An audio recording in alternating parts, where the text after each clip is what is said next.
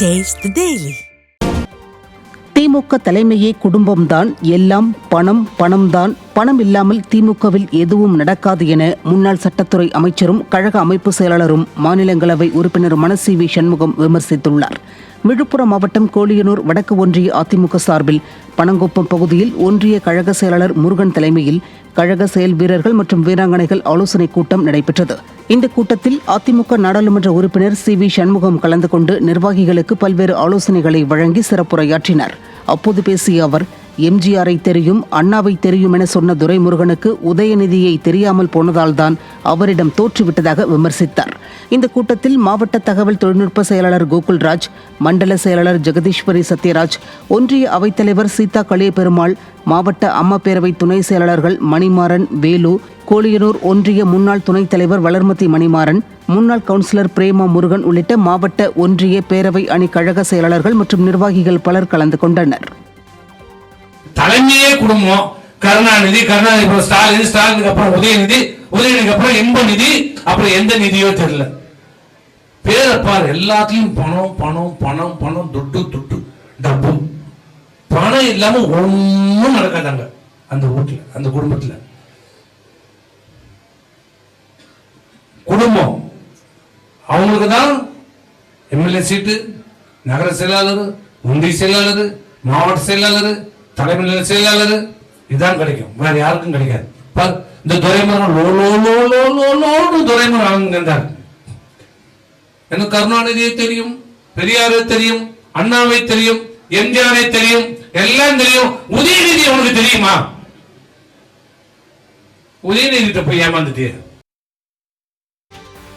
தூத்துக்குடி வடக்கு மாவட்ட அதிமுக அம்மா பேரவை மாவட்ட பொருளாளரும் வார்டு செயலாளருமான அம்பிகா வேலுமணி உடல்நலக்குறைவால் உயிரிழந்தார். கோவில்பட்டியில் அவரது இல்லத்தில் நடந்த இறுதி சடங்கில் முன்னாள் அமைச்சரும் சட்டமன்ற உறுப்பினருமான கடம்பூர் ராஜு மாலை அணிவித்து இறுதி அஞ்சலி செலுத்தி அவரது குடும்பத்தாருக்கு ஆறுதல் கூறினார். தூத்துக்குடி வடக்கு மாவட்ட அதிமுக நிர்வாகிகள் இறுதி சடங்கில் கலந்து கொண்டு அஞ்சலி செலுத்தினர்.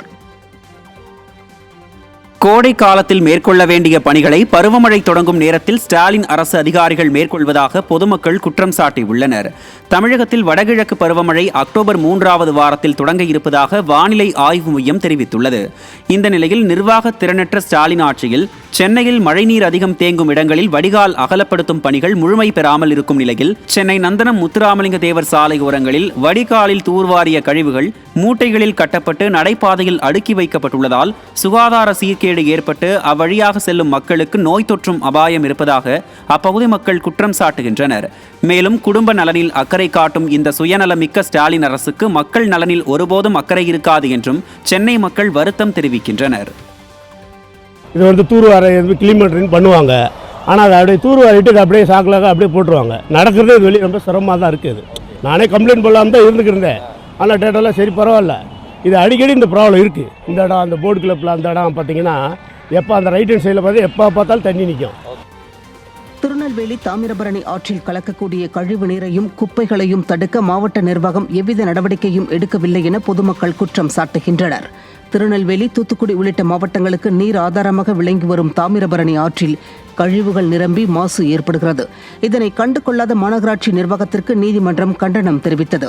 ஆனால் சுமார் 30க்கும் மேற்பட்ட இடங்களில் இருந்து ஆற்றில் கழிவுநீர் கலப்பது குறித்து நிர்வாகத்திறனற்ற ஸ்டாலின் அரசு கண்டும் காணாமல் இருப்பது பொதுமக்களிடையே கோபத்தை உண்டாக்கியுள்ளது. தூத்துக்குடி மாவட்டம் எட்டயபுரம் அருகே அரசு பேருந்து சரக்கு லாரி மீது மோதிய விபத்தில் ஒருவர் உயிரிழந்தார். மதுரை போக்குவரத்து கழக பணிமனையை சேர்ந்த அரசு பேருந்து மதுரையிலிருந்து திருச்செந்தூர் நோக்கி சென்று கொண்டிருந்தது. பேருந்து எட்டயபுரம் அருகே தாப்பாத்தி பகுதியில் சென்று கொண்டிருந்த போது அரசு பேருந்து ஓட்டுநர் சக்திவேல் முன்னால் சென்று கொண்டிருந்த சரக்கு லாரியை முந்தி செல்ல முயன்ற நிலையில் லாரியின் மீது மோதி விபத்திற்குள்ளானது. இந்த விபத்தில் அரசு பேருந்தில் பயணித்த 11 பேர் படுகாயமடைந்த நிலையில் ஒருவர் உயிரிழந்தார். அரசு பேருந்து ஓட்டுநரின் அலட்சியத்தாலேயே இந்த விபத்து நேரிட்டதாக பொதுமக்களும் பயணிகளும் குற்றம் சாட்டியுள்ளனர். ஈரோடு மாவட்டம் பவானி அருகே வடமாநில தொழிலாளர்கள் 2 எலிக்காய்ச்சல் உறுதி செய்யப்பட்டுள்ளது. பூனாட்சி பகுதியில் செயல்படும் தனியார் தொழிற்சாலையின் கட்டுமான பணிக்காக அப்பகுதியில் வடமாநில தொழிலாளர்கள் பணிபுரிந்து வருகின்றனர். இந்நிலையில் அங்கு பணிபுரிந்து வரும் 5 பேருக்கு காய்ச்சல் ஏற்பட்டுள்ளது. இதைத் தொடர்ந்து அவர்களுக்கு பரிசோதனை செய்ததில் பிபின் குமார், பரணித்தர் ஆகிய இருவருக்கு எலி காய்ச்சல் உறுதி செய்யப்பட்டுள்ளது. மேலும் அன்மோல் என்பவருக்கு டெங்கு காய்ச்சலும் மற்ற இருவருக்கும் சாதாரண காய்ச்சல் உள்ளதும் தெரிய வந்துள்ளது. தொடர்ந்து 5 பேரும் பவானி மருத்துவமனையில் சிகிச்சை பெற்று வருகின்றனர். எலி காய்ச்சல் உறுதி செய்யப்பட்டதை அடுத்து வடமாநில தொழிலாளர்கள் பணிபுரிந்து வரும் இடத்தில் மருத்துவ குழுவினர் நோய் தடுப்பு நடவடிக்கைகளை மேற்கொண்டுள்ளனர். ஈரோட்டில் எலி காய்ச்சலால் ஏற்கனவே ஒரு சிறுவன் உயிரிழந்த போதே நிர்வாக திறனற்ற ஸ்டாலின் அரசு தேவையான முன்னெச்சரிக்கை நடவடிக்கைகளை எடுக்காததால் நோய் தொற்று பரவுவதாக பொதுமக்கள் குற்றம் சாட்டியுள்ளனர். சென்னை கோயம்பேடு காய்கறி சந்தைக்கு தக்காளி வரத்து வெகுவாக குறைந்துள்ளதால் சில்லறை விலையில் கிலோ 100 ரூபாய் வரை அதிகரித்துள்ளது. கடந்த சில நாட்களாக தமிழகத்தில் விளைவிக்கப்படும் தக்காளி சென்னையை தவிர்த்து பிற மாவட்டங்களுக்கு சென்று விடுவதால் கர்நாடக, ஆந்திர மாநிலங்களிலிருந்து மட்டுமே சென்னைக்கு தக்காளி வரத்து இருப்பதாக கோயம்பேடு மொத்த வியாபாரிகள் தெரிவிக்கின்றனர்.